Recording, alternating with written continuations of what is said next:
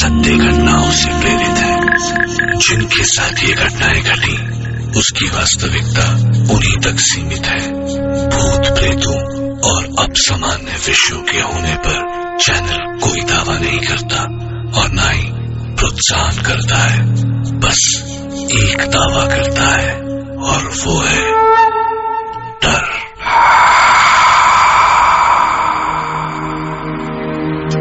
क्या आप कभी भीड़ में कुछ पलों के लिए किसी अपने से बिछड़े हैं? कैसा महसूस होता है? पर अगर कोई जिंदगी से ही बिछड़ जाए तो? क्योंकि जीवित और मृत इंसानों की दो अलग अलग दुनिया है जो अपने आप में पूरी हैं, पर दरअसल एक दूसरे के बिना उतनी ही अधूरी भी। और उनका एक दूसरे के बिना ये अधूरा होना ही उन दोनों दुनियाओं के बीच पुल बनाता है। और बेशक कभी कभी ये पुल बहुत खौफनाक हो जाता है। मैं डॉक्टर नागर, पेशे से मनोवैज्ञानिक और पैशन से ह्यूमन माइंड का फैन, हर रात आपके पास लेकर आता हूँ मुझसे मिले कुछ लोगों की आप बीती, कुछ घटनाएं जिन्हें सुनकर हम सोचने पर मजबूर हो जाते हैं, क्या वो सच था? क्या सच था?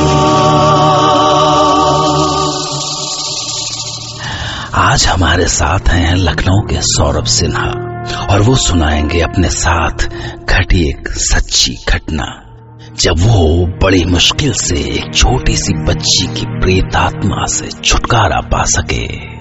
शायद। मैं सौरभ सिन्हा, मेरी लखनऊ में जॉब लगी और वहीं अपनी कलीग रेनू से प्यार हो गया और शादी भी। पर हम 7 साल में किराए का घर बदल बदल के परेशान हो गए थे, सो हमने लोन करा के एक सुंदर सा 2 बेडरूम हॉल का फ्लैट खरीद लिया। ये हमारे सपनों का घर था जहां सब कुछ बहुत अच्छा था, सिवाय एक पगली के जो सोसाइटी के एंट्रेंस पे हमेशा बैठी रहती थी। अरे तू यहाँ हो, यहाँ आवा न लाडो, हमार लाडो, हमारे पास आजा बिटिया। लाडो आजा, गोदी में आजा हमार। ए लाडो आना हमार पास। लाडो काहे अम्मा को सतावत है? लाडो आना बिटिया। लाडो। वो हमेशा यही एक रट लगाए रहती थी। बिल्डिंग के दूसरे लोगों की तरह हम भी कभी कभी खाना डाल दिया करते थे उसके सामने। पर जो भी हो, नए घर में बहुत अच्छा लग रहा था हमें। सुनो रेनू, एक अच्छा सा सोफा देखा है मैंने, क्या कहती हो? सोबू, तुम भी ना जितने पैसे जमा किए थे डाउन पेमेंट में लग गए, कहाँ से आएगा तुम्हारा सोफा? अरे EMIs में मिल जाएगा यार।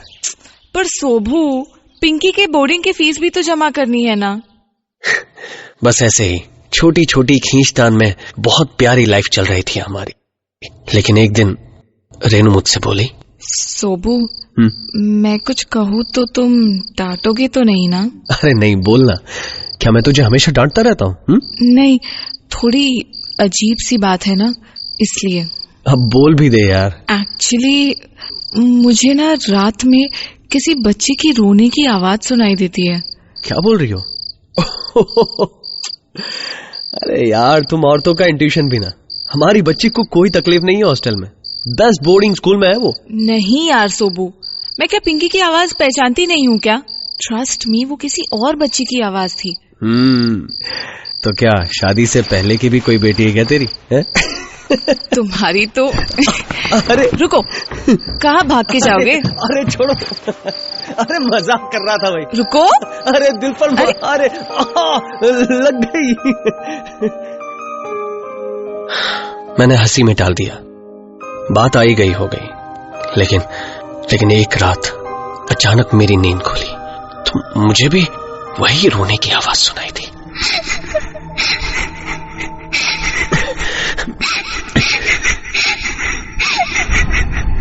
मैं झटके से बिस्तर से उठ गया। मैंने रेनू को डिस्टर्ब नहीं किया, चुपचाप उठ के दरवाजा खोला और बाहर गैलरी में इधर उधर देखा। ये आवाज कहां से आ रही है, पर कहीं कुछ नहीं मिला, तो वापस लौट आया। पर तभी लगा कि ये आवाज तो बाहर हल्की थी, जबकि यहाँ घर के अंदर ज्यादा साफ सुनाई दे रही थी।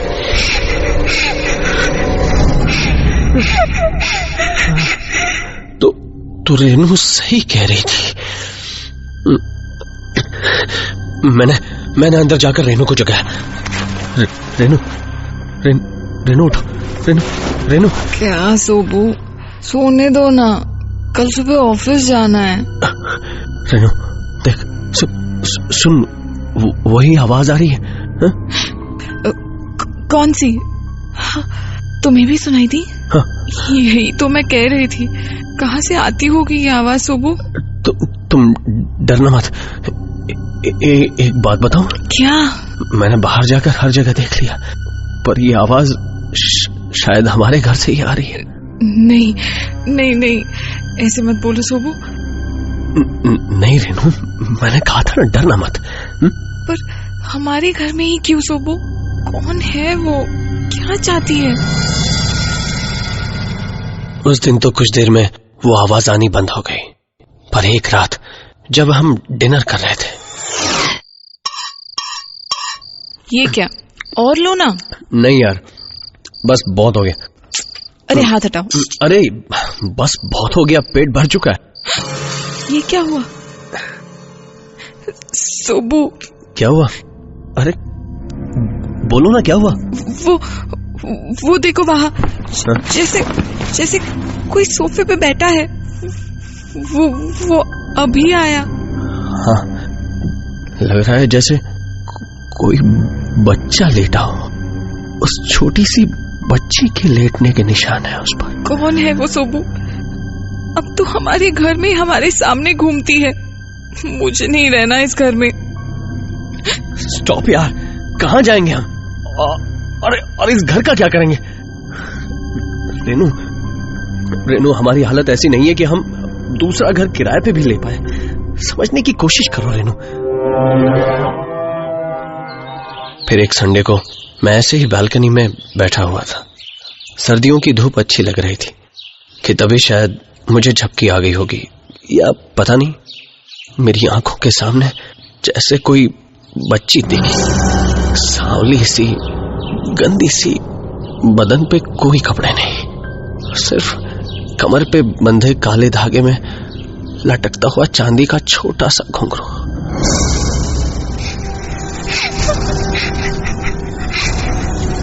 अम्मा, अम्मा, अम्मा, अम्मा। सोबू? क्या हुआ सोबू? सोबू क्या हुआ? कुछ नहीं, कुछ नहीं। तुम इतना हाफ क्यों रहे हो? और ये पसीना, तबीयत तो ठीक है ना? टेल मी सोबू। इट्स ओके,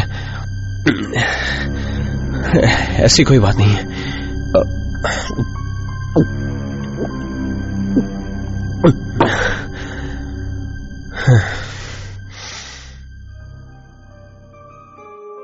रेनू बहुत डर गई थी, इसलिए मैंने उसे ये बात नहीं बताई। पर इसके बाद तो मुझे वो सपना यहां वहां बैठते बैठते हर जगह दिखने लगा। मतलब कभी भी, खुली आंखों से भी।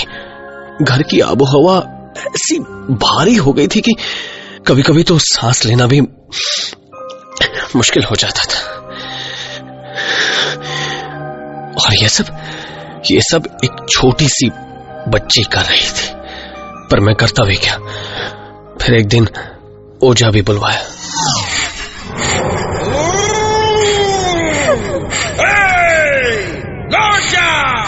लौट जा इस घर से।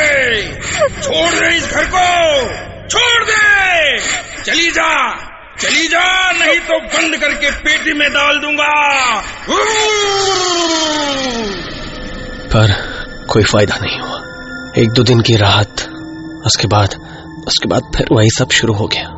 हार कर मैंने रेनू को कुछ दिन के लिए उसकी माँ के पास भेज दिया। फिर एक रात कुछ आवाज आई। मैं भागकर रूम से बाहर गया और आज मैं पहली बार उसे साफ साफ देख रहा था। और आज इस बार रोने की आवाज नहीं थी। वो बच्ची जैसे अपने छोटे छोटे पैरों से वो खुशी से मेरे घर से भागकर चली गई। अम्मा! अम्मा! मैं भी उठकर तेजी से बाहर की ओर लपका, पर मैंने बाहर जो देखा था वो देखकर यकीन नहीं हुआ। वो पगली औरत गैलरी के एक कोने में अपने हाथ फैलाए उस छोटी सी बच्ची को बुला रही थी। यहाँ आओ हमारी लाडो बिटिया, अम्मा के पास आओ। मेरी प्यारी बिटिया, लाडो बिटिया, आजा अम्मा के पास। मेरी प्यारी बिटिया। और वो बच्ची भागती हुई गई और उसकी गोद में समा गई। ये कोई सपना तो नहीं था।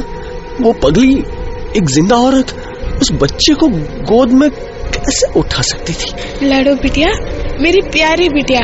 और फिर वो सीढ़ियों से सीधी ऊपर चली गई। जाने क्यों, पर उस रात मुझे बहुत चैन की नींद आई। बहुत दिनों बाद मैं चैन से सोया। और जब मैं सुबह उठा तो नीचे से लोगों की आवाजें आ रही थी।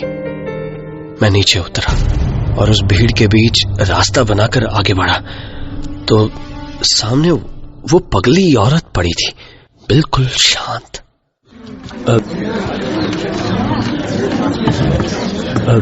क्यों भाई, ये कब और कैसे हुआ? सुबह निकला तो देखा यहाँ पड़ी हुई थी। रात में शायद ठंड में मर गई होगी।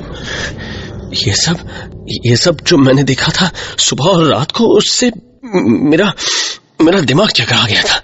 पर शाम को मेरी पास की ही ए ब्लॉक की बिल्डिंग में एक बुजुर्ग से बात हुई। वो बहुत वक्त से वहां रहते थे। कौन थी ये पगली, जानते हैं आप? मजदूर थी।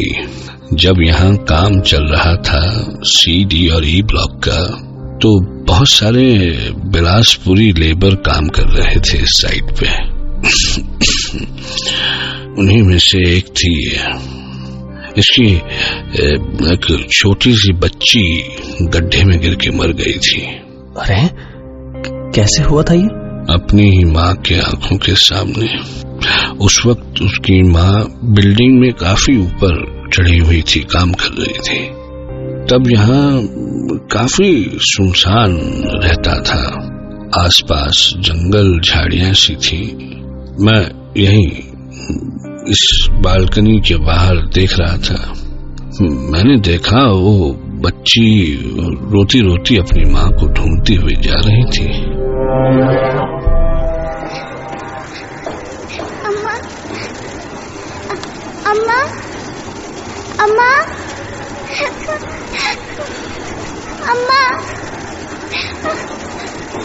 अम्मा। तभी वो अचानक गड्ढे की ओर मुड़ गई। मैं चिल्लाया, अरे कोई है उधर? अरे वो बच्ची गिर जाएगी। पर दूसरी ओर चूंकि काम चल रहा था कंस्ट्रक्शन का, तो किसी को मेरी आवाज सुनाई भी नहीं दी। पता नहीं क्यों, पर वो एकदम से गड्ढे के पास आ गई। मुझे समझ में नहीं आया कि मैं क्या करूं क्या ना करूं। मैं एक बार फिर से चिल्लाया, अरे रुक जाओ, रुको। पर वो तो बढ़ती ही जा रही थी। अम्मा। तभी उसका पांव फिसला और वो गड्ढे में जा गिरी। काफी पानी था उस गड्ढे में। मैं भागा, पर जब तक सीढ़ियों से नीचे उतरकर वहां तक पहुंचता, तब तो कुछ मजदूर पहुंच गए थे। लाडो, लाडो, अरे कोई बचा लो अपनी बिटिया को। लाडो, लाडो, लाडो, अम्मा आ रही है। लाडो, लाडो, कोई बचा लो बिटिया को। कोई बचा लो हमारी बिटिया को। लाडो, लाडो। अरे रस्सी डाल, अरे रस्सी डालो वहां से। कस के पकड़ा। हाली कर। अरे उतना हिलता ही नहीं। यहाँ लेटाए दो। पर जब तक उस बच्ची को निकाला तब तक वो बच्ची मर चुकी थी। हाय रे लाडो, मेरी बिटिया, मेरी लाडो बिटिया, कोई नहीं बचाया उससे। लाडो बिटिया। और आखिरकार उस पगली को उसकी बच्ची लाडो मिल ही गई। पर सच मानिए, अभी भी ठीक से यकीन नहीं होता कि क्या वो सच था। ये सब सोच के ही हैरत होती है। एक मन कहता है कि इस पर यकीन करो और दूसरा इनकार कर देता है। पर सवाल है कि उस बच्ची की आत्मा सौरभ के ही घर में क्यों आई? वहां तो बहुत सारे फ्लैट्स थे, कई सारी फैमिलीज होंगी, कहीं भी जा सकती थी वो। तो क्या वो अपनी मुक्ति के लिए सौरभ से ही उम्मीद लगाकर बैठी थी? क्यों? कोई जवाब नहीं है। क्या वो सच था?